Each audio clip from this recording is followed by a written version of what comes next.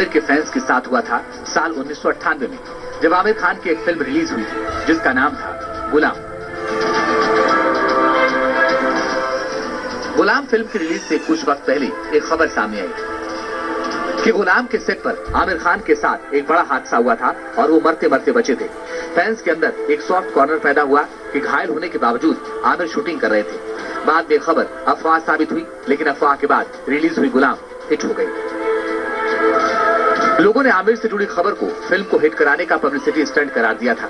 हालांकि आज तक साफ नहीं हो पाया है क्या वाकई ये पब्लिसिटी स्टंट था या फिर किसी ने बेवजह अफवाह उड़ाई थी। और कहीं ना कहीं लोगों के इमोशंस पे भी फर्क पड़ा है इस चीज से, लेकिन एट द एंड अगर मैं कंक्लूजन पे जाऊं तो इट वाज गुड। क्योंकि बहुत लोगों को इस कैंसर के बारे में नहीं पता था, मुझे भी नहीं पता था। तो जब ये हुआ, ये न्यूज बाहर आई, ऐसा हुआ, तो लोगों ने स्टडी किया ये होता क्या है, ये गर्ल्स की क्या प्रॉब्लम होती है, कि गर्ल्स के साथ ये कैसे हो सकता है, उससे बचने के क्या उपाय हैं, कैसे बचा जा सकता है। इतने टाइम से, सालों से वो शायद पहुंचाने की कोशिश कर रहे थे ये बात लोगों तक, तो पहुंच नहीं रही। अगर आप ट्विटर पर जाएंगे तो आपको आज भी पूनम पांडे की फेक डेथ को लेकर पोस्ट नजर आएगी। पूनम पांडे डेथ, पूनम पांडे डेथ जैसे हैशटैग नजर आएंगे, क्योंकि लोगों को समझ ही नहीं आ रहा है कि आखिर किसी की मौत से जुड़ी फेक न्यूज कैसे फैल सकती है।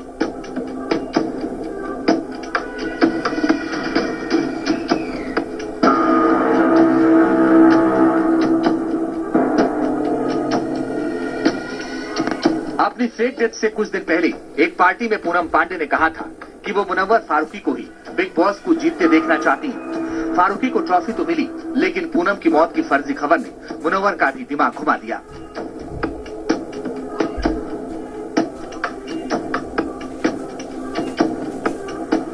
ऐसे थोड़ी हमें तो मौत को पीआर स्टंट का हिस्सा बनाना सही नहीं ठहराया जा सकता। सेलिब्रिटीज के साथ उनके फैंस का दिल जुड़ा होता है।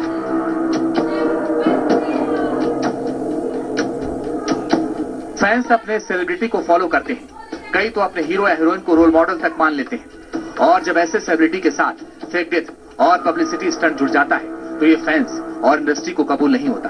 इसी वजह से सिने वर्कर्स एसोसिएशन ने भी पूनम पांडे के खिलाफ कानूनी कार्रवाई की मांग की है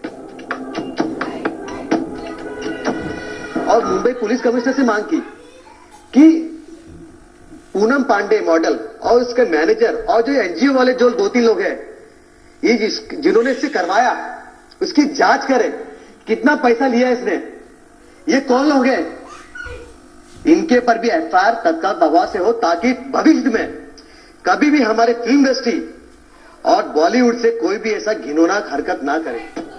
हालांकि जब इंस्टाग्राम पर पूनम ने वीडियो शेयर किया, उसके साथ एक वेबसाइट का एड्रेस भी शेयर किया। वेबसाइट का नाम है पूनम पांडे इज अलाइव, और वेबसाइट के पेज पर सर्वाइकल कैंसर से जुड़ी जानकारी सामने आती है, जैसे कि भारत में सर्वाइकल कैंसर के कितने केस हैं, सर्वाइकल कैंसर से कैसे लड़ें, जिससे देख लगता है कि पूनम पांडे ने सर्वाइकल कैंसर अवेयरनेस के लिए यह स्टंट किया है। लेकिन वेबसाइट का रजिस्ट्रेशन देखने पर पता चलता है कि इस वेब एड्रेस को जुलाई 2023 में रजिस्टर किया गया था। अजीब है ना, पूनम पांडे को किसी बड़े मंच पर स्वास्थ्य से जुड़े मुद्दों पर शायद ही किसी ने बोलते सुना हो।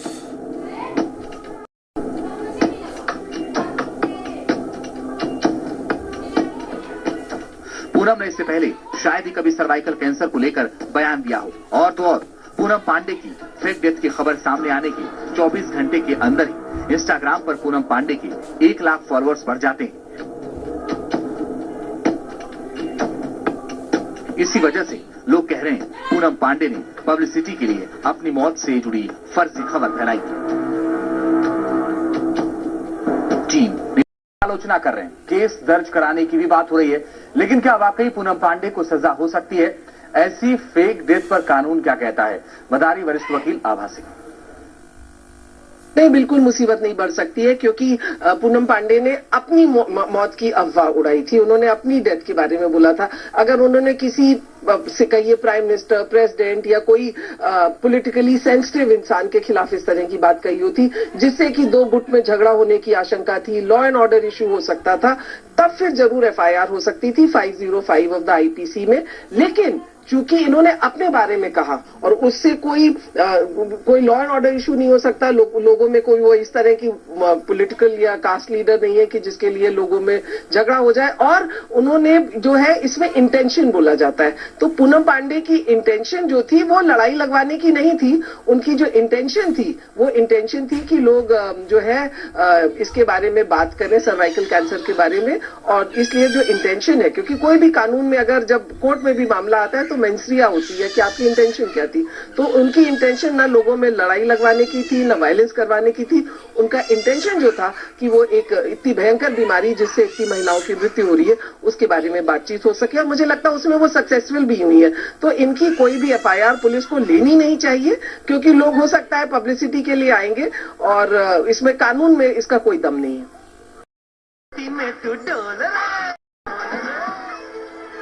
आमिर के फैंस के साथ हुआ था साल 1998 में, जब आमिर खान की एक फिल्म रिलीज हुई थी जिसका नाम था गुलाम।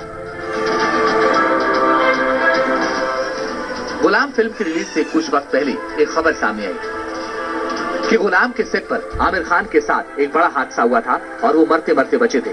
फैंस के अंदर एक सॉफ्ट कॉर्नर पैदा हुआ कि घायल होने के बावजूद आमिर शूटिंग कर रहे थे। बाद में खबर अफवाह साबित हुई, लेकिन अफवाह के बाद रिलीज हुई गुलाम हिट हो गई। लोगों ने आमिर से जुड़ी खबर को फिल्म को हिट कराने का पब्लिसिटी स्टंट करार दिया था। हालांकि आज तक साफ नहीं हो पाया है क्या वाकई ये पब्लिसिटी स्टंट था या फिर किसी ने बेवजह अफवाह उड़ाई थी।